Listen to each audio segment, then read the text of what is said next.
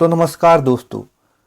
आज बात करेंगे हम रूस के द्वारा यूक्रेन पर किए गए उस युद्ध के बारे में जिसमें कई लोगों की जानें चली गई और कई घायल हो गए और कई अपना देश छोड़कर भागने को मजबूर हो गए। तो साल 2022 तारीख 24 फरवरी जिसकी उम्मीद यूक्रेन के नागरिकों को नहीं थी, कुछ ऐसा होता है कि रूस के द्वारा यूक्रेन पर आक्रमण किया जाता है, जिस युद्ध में कई हजार नागरिकों समेत सैनिक भी जिसमें शामिल हैं। किसी की मौत हो जाती है, कोई घायल हो जाता है और यह वॉर अभी भी चल रही है।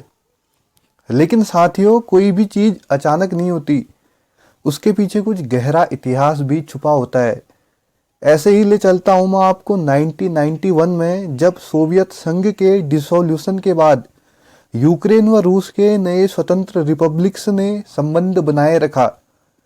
यूक्रेन 1994 में परमाणु अप्रसार संधि पर साइन करने और यूएसएसआर द्वारा छोड़े गए यूक्रेन में न्यूक्लियर वेपन को नष्ट करने के लिए सहमत हुआ और बदले में रूस, यूनाइटेड किंगडम और संयुक्त राज्य अमेरिका ने यूक्रेन की क्षेत्रीय अखंडता को बनाए रखने के लिए बुडापेस्ट ज्ञापन में सहमति व्यक्त करी। सोवियत संघ के पतन के बाद कई पूर्वी ब्लॉक देश नाटो में शामिल हो गए, जिससे रूसी नेताओं ने दावा किया कि वेस्टर्न पावर्स ने प्रतिज्ञा करी है कि नाटो पूर्व की ओर विस्तार नहीं करेगा। इसी के साथ यूरोमेडन विरोध और गरिमा की क्रांति के बाद, जिसके परिणाम स्वरूप फरवरी 2014 में रूसी समर्थक राष्ट्रपति विक्टर यानुकोविच को हटा दिया गया, जिससे यूक्रेन के ईस्टर्न और साउथर्न पार्ट्स में रूसी समर्थकों में अशांति फैल गई। अगर बात करें रिवॉल्यूशन ऑफ डायग्निटी की, तो इसे यूक्रेनी क्रांति के रूप में भी जाना जाता है, जो यूक्रेन में फरवरी 2014 में शुरू हुई। जनवरी और फरवरी 2014 में प्रोटेस्टर्स और बरकुट विशेष दंगा पुलिस के बीच कीव में संघर्ष के परिणाम स्वरूप 108 प्रदर्शनकारी और 13 पुलिस अधिकारियों की मौत हो गई और कई अन्य घायल हो गए। और इसके बाद प्रदर्शनकारियों ने पूरे देश में सरकारी भवनों पर कब्जा कर लिया और पुलिस स्नाइपर्स के द्वारा उन पर गोलियां भी चलाई गई। और 21 फरवरी को राष्ट्रपति यानुकोविच और संसदीय विपक्ष नेताओं के बीच एक समझौते पर हस्ताक्षर किए गए, जिसमें इंटरिम यूनिटी गवर्नमेंट और constitutional reform and yearly election के गठन का आह्वान किया गया।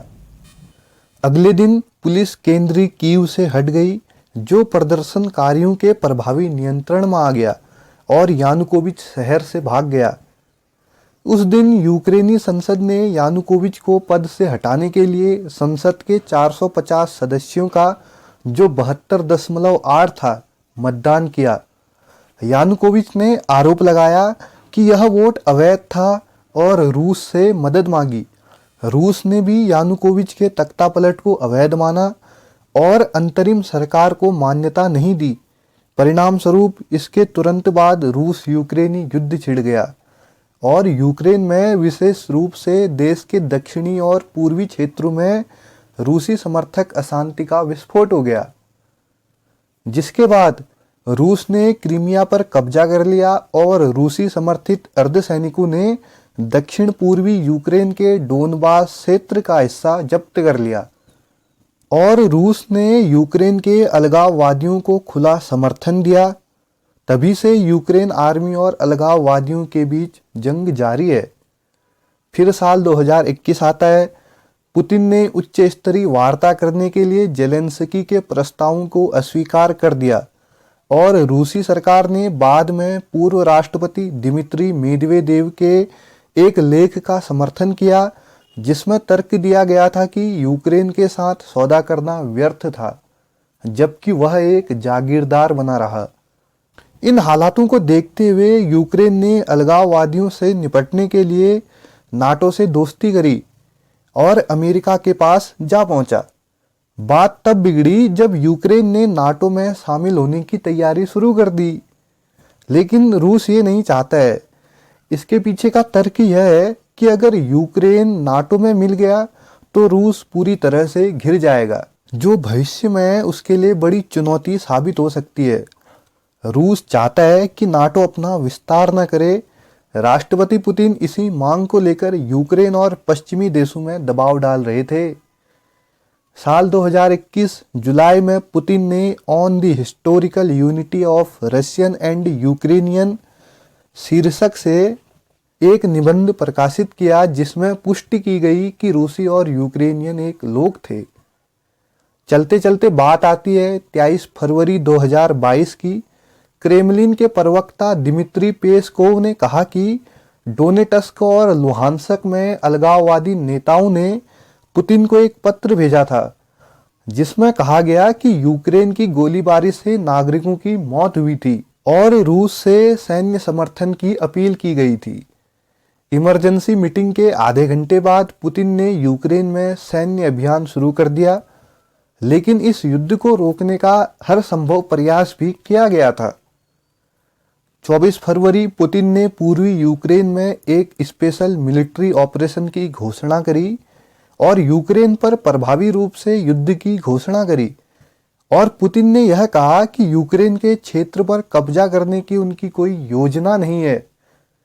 उन्होंने आत्मनिर्णय के लिए यूक्रेन के लोगों के अधिकार का समर्थन किया है। पुतिन की घोषणा के कुछ देर बाद Kyiv, Kharkiv, Donbas, Odesa area में विस्फोटों की सूचना मिली।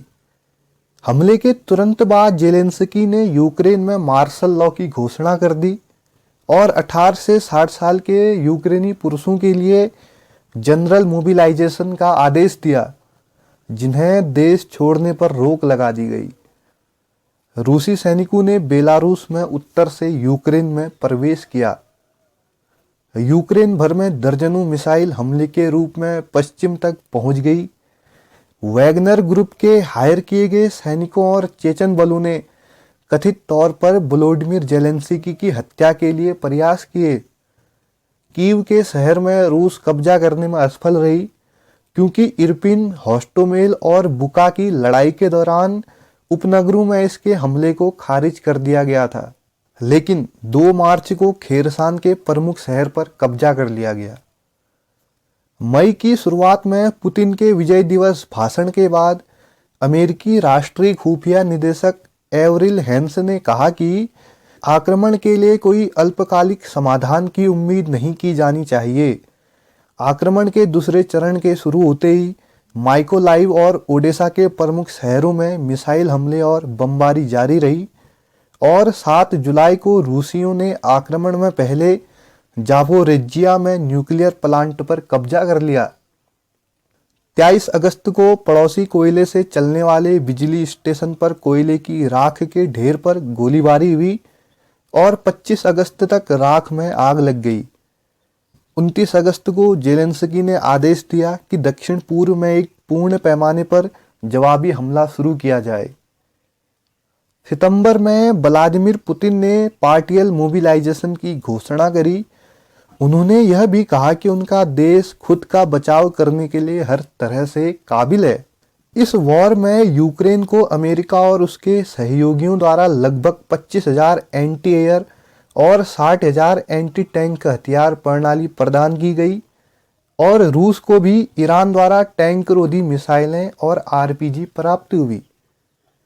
और अमेरिकी राष्ट्रपति बिडेन ने कांग्रेस से यूक्रेन की सहायता के लिए अतिरिक्त $33 बिलियन की मांग करी, जिसमें यूक्रेन को वेपन उपलब्ध कराने के लिए $20 बिलियन शामिल थे।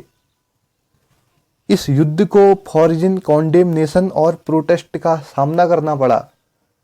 2 मार्च को यूनाइटेड नेशंस जनरल असेंबली ने आक्रमण की निंदा करते हुए यूएनजीए रिजोल्यूशन पारित किया और रूसी सेना की पूर्ण वापसी की मांग करी।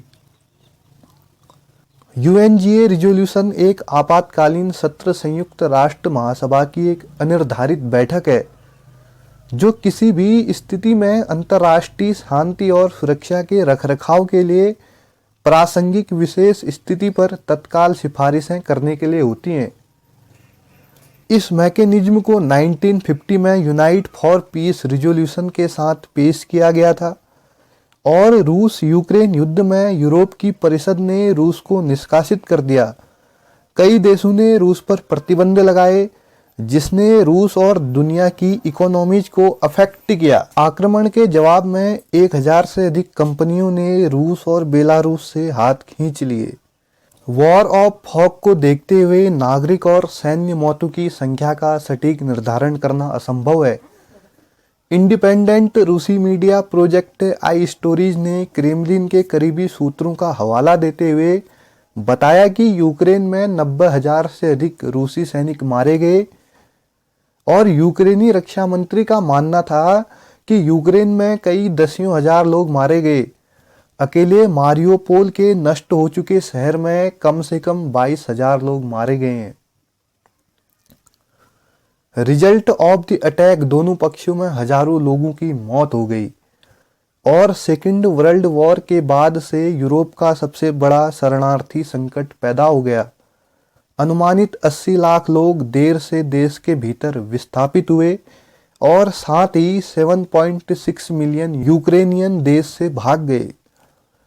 आक्रमण का मानवीय प्रभाव व्यापक रहा और इसमें इंटरनेशनल फूड सप्लाई और 2022 के फूड क्राइसिस पर नेगेटिव इम्पैक्ट शामिल है। आक्रमण का यूक्रेन की कल्चरल हेरिटेज पर भी नेगेटिव इम्पैक्ट पड़ा। इस वॉर ने ग्लोबल फूड शॉर्टेज को भी जन्म दिया। इंटरनेशनल क्रिमिनल कोर्ट ने 2013 से यूक्रेन में मानवता के खिलाफ अपराधों की जांच शुरू की है, जिसमें 2022 के आक्रमण में युद्ध अपराध भी शामिल है। तो दोस्तों, ये कुछ जानकारी रूस यूक्रेन युद्ध की जो वर्तमान में भी अभी चल रहा है। अगर जानकारी अच्छी लगी तो वीडियो को लाइक जरूर करें और आगे ऐसी जानकारी प्राप्त करने के लिए चैनल को सब्सक्राइब जरूर करें। धन्यवाद।